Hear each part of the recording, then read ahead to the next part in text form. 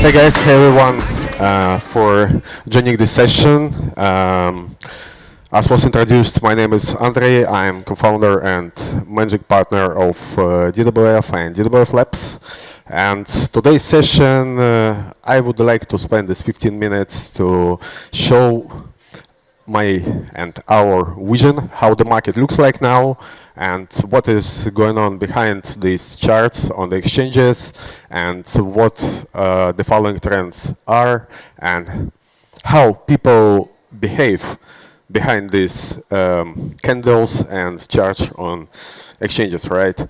I prefer to do things with kind of simple manner and funny. I like memes, as you can see, because I'm pretty sure that the worst things in the world, they was done with quite serious intentions and with quite serious face. And to be professional is to be understandable for everyone, right? It's not to be too complicated. And let's go. Let's start with the thing that's why people love the crypto market. In general, people join the crypto market since 2017 and 2021. I mean, large crowds of people, because it is a chance to them to get rich very quick. And people love this volatility, people love everything which is related to this, that they can gamble, they can go short, they can go long, they can trade 24/7, doesn't matter which time zone they are based, etc., etc. It's borderless, it's easy to trade, it's easy to make money, it's easy to lose money. That's why people love it. And when the market is bullish, a lot of people are coming for that. It was in 2017, and then it was in 2021. But after that, it was changed. And this, how the market looks like now, right? Because nothing happens, I would say, in general. Bitcoin is very close to stablecoin in terms of volatility, right? And some altcoins same.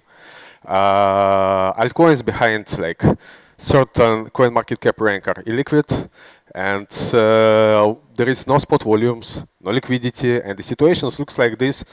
For those who remember these times, to the winter of 2019, when Bitcoin price was like approximately 2.5K, no trading volume, and I remember the time when the whole Huobi Global had approximately 15 million trading volume a day. It was completely nothing. Now it is not that extremely, but in general, today I checked the spot volume, it is 24 billion, including all these fake exchanges, fake volumes, etc., which is completely nothing. It makes people frustrated, and compared to bullish market, they don't see opportunities. A lot of people, they see risks.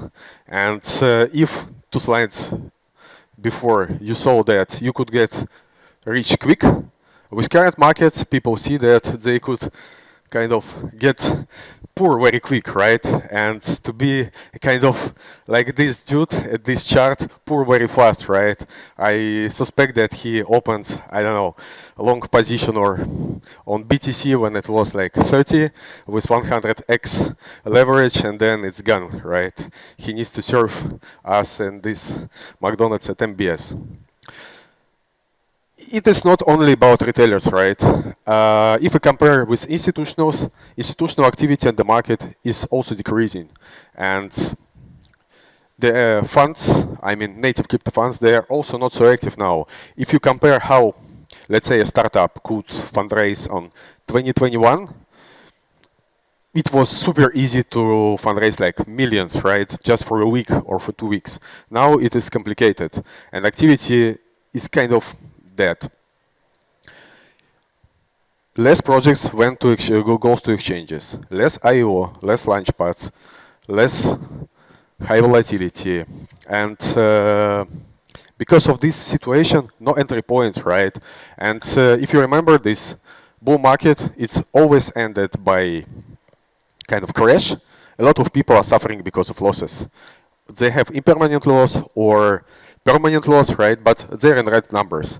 And they're looking how to improve the situation, how to find a way to get money back. And it creates the current situation, what we could see right now. This is kind of liquidity wars, right? Because retailers and institutional, not HFT, not algo traders, not market makers, I mean institutional funds who go long, who go short, the directional traders, right? No, not toxic order flow, I would say. Their activity is less. And now HFTs and market makers, they compete with each other. What that means, right? We're HFTs as well. We're in the market since 2018. We trade everywhere, every product, every coin. Like, despite its spot, futures, options, doesn't matter, we trade everything, right? And when market was bullish, we could make like several basic points from traded volume. Right? Let's say we traded like some billions, right? Several basic points, this is profit, right? Because you have a lot of participants in the market who did wrong kind of trades, right? But now the situation looks like this, that these guys are not active, but another market makers, they need to provide liquidity, they need to provide trading, and because they're professional players of this space, right?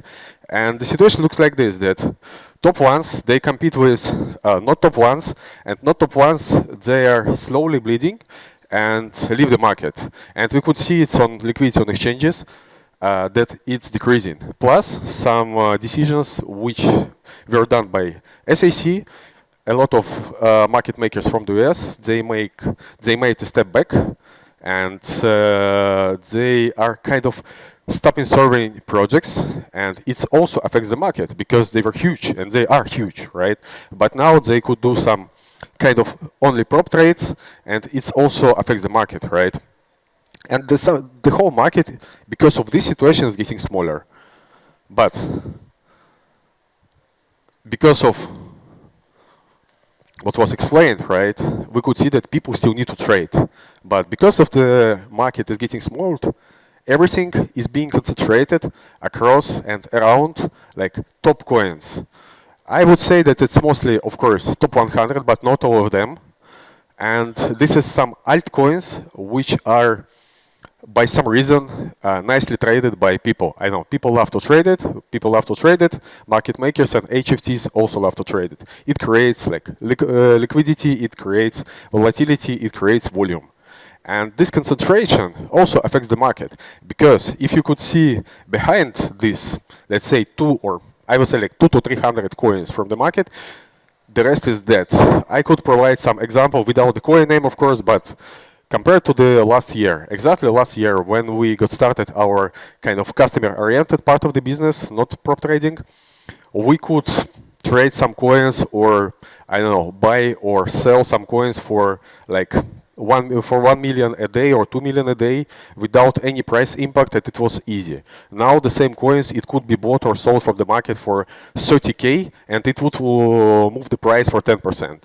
That's about the market. It's not only about buying power, but also about selling power, right? Which is also important. People don't want to buy something for 10K and pump it to 10%, right? It's not that great, especially when this is small altcoins, right? But it creates kind of fragileness, right? As I said, now you could buy some coin because of the lack of liquidity, or sell some coin. It pushes the price up, down, and it creates volatility, but it creates kind of not confident behavior of traders, right? But at the same time, for some coins, it creates opportunities. You could see the previous examples on the market, right? I will not stress these points, right? But it was like billions trading volume on futures. It was like billions trading volume on spot. And usually you could see that these coins are usually listed on Binance or another largest exchanges. They have future market and they have spot market. Why it is like this? Because spot is not active. It is kind of dead. And there is no volatility. It's hard for people to make money, right? And to gamble. People want to make money, but if Bitcoin, I don't know, moves like for like 2% a day, nobody is interested to trade. I mean, nobody in terms of retail and not professional investors to trade this market. You could go to Forex and trade, I don't know, some fiat currencies, right, with the same volatility. Then people go to the future market, use like 20, 50x leverage. Of course, a lot of them lose money, but by psychology, by like kind of historical experience of financial markets, especially from Forex, those who lose money is the best client of an exchange because he would try to make money again and again. Who made money, like come to exchange, made money, they're usually leaving because they're successful. They don't need to win the market. And it creates these opportunities, right? You see coins, it's volatile, it's going up because something going up, people trying to jump to this because people want to make money in order to cover their losses. And newcomers are also coming to this. People try to monetize volatility and the whole liquidity that we have on the market, the whole market activity is being concentrated on the particular coin. It creates this, I would say, abnormal situations like we could see it when open interest is larger than market capitalization, when small coins with, let's say, 50 million market cap have tens of billions trading volumes. But it's nice. People love it because it's kind of a sign and it reminds them like how it could be when the market is great. And yeah, I have less than 3 minutes and it is not prediction. It is just my thoughts, right? How we see the market and what we are trying to explore for ourselves. That's every trading strategy, every trading company should have some vision and so should have something to trade like right now, right? We do usually HFT. We don't care about the prices, right? We just trade. It's quantitative trading, but also we are looking to new startups, new products, right? And kind of promising coins that you could have like directional position in order to leverage the current market situation. And from my point of view, the good opportunity is tokens with spot or derivatives market and low market cap because of clear situation, right? People want to gamble, people will do it. It's not clear, not really correct to think that someone to do something behind it. It's just crowd. If you take a look at some psychology books, like I'm a big fan of Gustav Le Bon, this The Crowd, this legendary book. You could see that when a lot of people are doing something together, their skills and their kind of knowledge is going to less and less, and this is common people's behavior, right? Then tokens without derivatives with the spot and great spot volumes, because when it's listed on derivatives, now the market thinks that it's a bullish sign and market goes to trade it.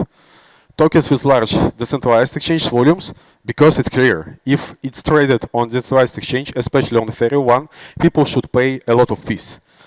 And it is a real retail interest, and exchanges highly likely will list it. And random. Nobody knows the future, right?